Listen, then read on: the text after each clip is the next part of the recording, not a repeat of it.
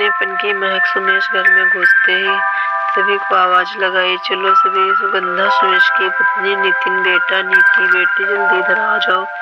नए घर का नक्शा बनकर आ गया है, जिसको जो भी चेंज कराने हो अभी बता देना। एक बार नक्शा फाइनल हो गया तो फिर कुछ नहीं हो सकता। सुमेश अपने पुराने घर को फिर से तोड़वाकर नए अंदाज में नया घर बनवाना चाहता था, क्योंकि घर काफी पुराना हो गया था और मरम्मत मांग रहा था और बच्चे भी बड़े हो रहे थे, तो उनके हिसाब से भी घर को शिफ्ट करवाना था। सुगंधा ने रसोई से आवाज लगाई, आप तीनों देखिए, मैं अभी 10 मिनट में आती हूँ। नितिन और नीति बहुत खुश थे, अपने बड़े बड़े कमरे का नक्शा देखकर चहक रहे थे। नीति ने कहा, पापा मुझे यहाँ स्टडी टेबल लगवाना है, तो नितिन ने कहा, पापा मुझे म्यूजिक सिस्टम के लिए बड़ी जगह चाहिए। इसी तरह दोनों अपनी फरमाइश अपने पापा को बताने लगे। पुराने घर में 5 कमरे थे, जिनकी जगह अब नक्शे में 4 बड़े कमरे थे। उस नक्शे में एक कमरा सुमेश, सुगंधा और एक नीति, एक नितिन का और एक गेस्ट रूम।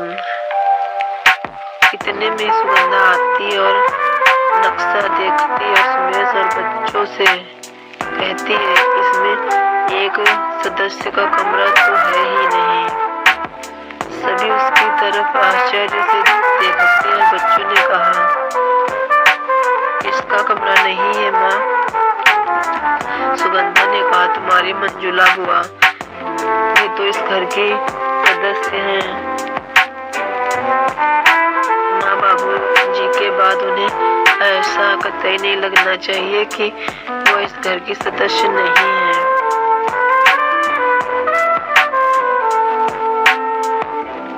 पर माँ, गेस्ट रूम तो है ना बुआ के लिए, नीति ने कहा। सुगंधा बोली, क्या तुम चाहोगी कि शादी के बाद तुम्हें भी इस घर में गेस्ट समझा जाए? बेटियां कभी पराई नहीं होती हैं, उन्हें शादी के बाद भी इतना ही अपनापन व सम्मान मिलना चाहिए जितना कि शादी से पहले। सुगंधा ने प्यार से दोनों बच्चों को समझाया। इतना सुनकर सभी चुप हो गए। सुमेश ने सभी की चुप्पी तोड़ते हुए कहा, तुम्हारी माँ सही कहती है, बुआ भी इसी घर की सदस्य है और हमें रिश्तों का सम्मान करना चाहिए।